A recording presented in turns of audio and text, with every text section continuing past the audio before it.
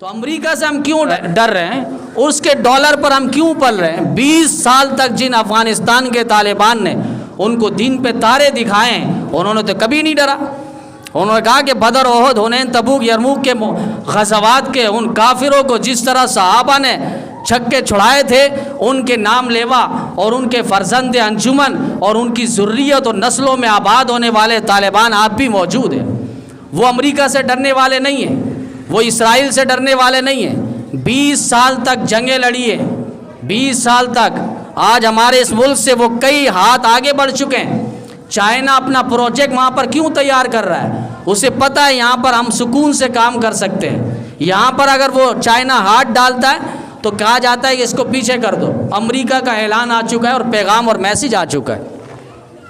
انہوں نے کبھی بھی نہ امریکہ سے ڈرا، نہ امریکہ سے پہلے جو باپ تھا روس، جو 45 ملکوں کے ساتھ آیا تھا اور افغانستان کے اینٹ سے اینٹ بجانے کے لیے آیا تھا، مسلمانوں ان سے بھی نہیں خوف کھائے تھے۔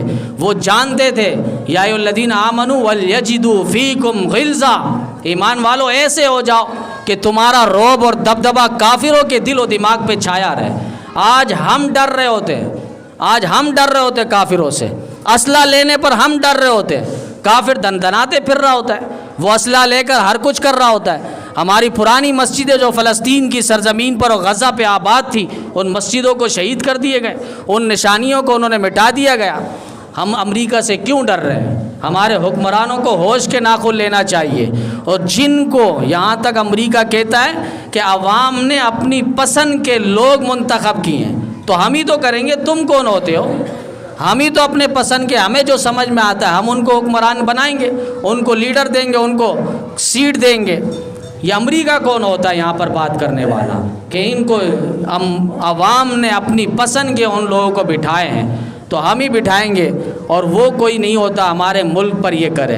اللہ کرے حکمران کی آنکھیں کھلے اور وہ ڈالروں کے پیچھے نہیں، قبروں کو سامنے رکھے، اپنے اعمال اور آخرت اور قبر کی زندگی سامنے رکھیں، اور اس ملک کی صحیح آبیاری کرے جس کے لیے ہم نے 10 لاکھ کی جانیں قربان کی ہے۔ اس کا سودا اتنا آسان نہیں تھا۔ ہم نے ہندوؤں کو، انگریزوں کو ناکو چنے چبوائے ہیں، ایسا نہیں تھا۔ 10 ہزار علماء کی لاشیں دلی کی چاندنی چوک میں جو لٹکائے گئے، ایسا نہیں تھا۔ ہم نے دریا راوی کو اپنے خون سے رنگین کیا تھا، اور کئی مہینوں تک وہ دریا راوی سرخ اور لال تھا۔ ایسے نہیں کیا تھا کہ ہم آگے یہاں پر مٹھائی کھائیں۔